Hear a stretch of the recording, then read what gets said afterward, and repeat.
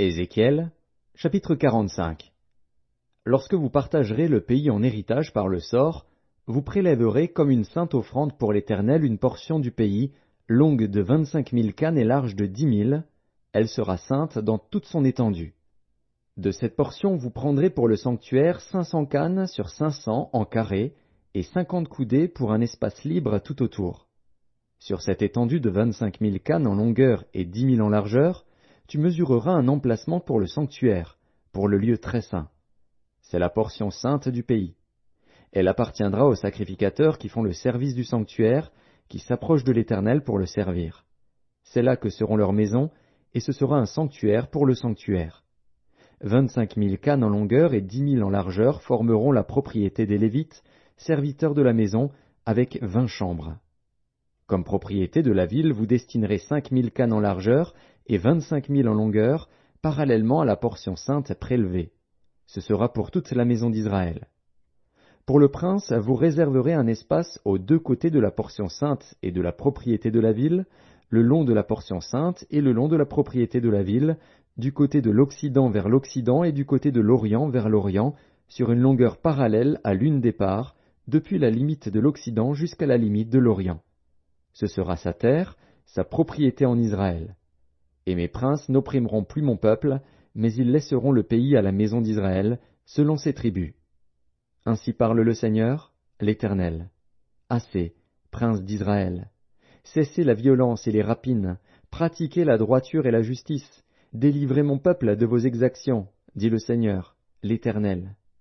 Ayez des balances justes, un épha juste et un bath juste. L'épha et le bath auront la même mesure.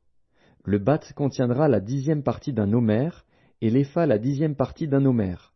Leur mesure sera réglée d'après le homère. Le cycle sera de 20 guéras.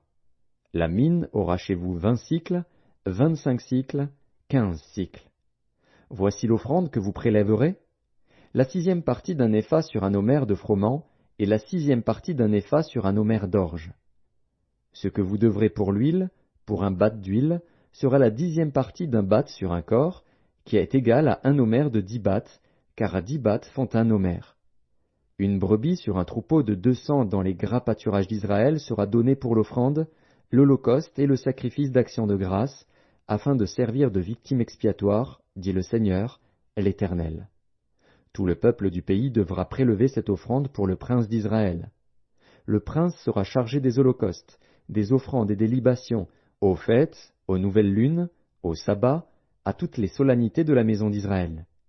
Il offrira le sacrifice expiatoire, l'offrande, l'holocauste et le sacrifice d'action de grâce en expiation pour la maison d'Israël.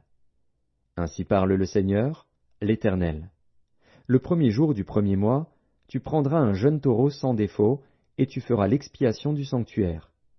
Le sacrificateur prendra du sang de la victime expiatoire, et il en mettra sur les poteaux de la maison, sur les 4 angles de l'encadrement de l'autel, et sur les poteaux de la porte du parvis intérieur. Tu feras de même le 7e jour du mois, pour ceux qui pêchent involontairement ou par imprudence. Vous purifierez ainsi la maison. Le 14e jour du premier mois, vous aurez la Pâque. La fête durera 7 jours. On mangera des pains sans levain.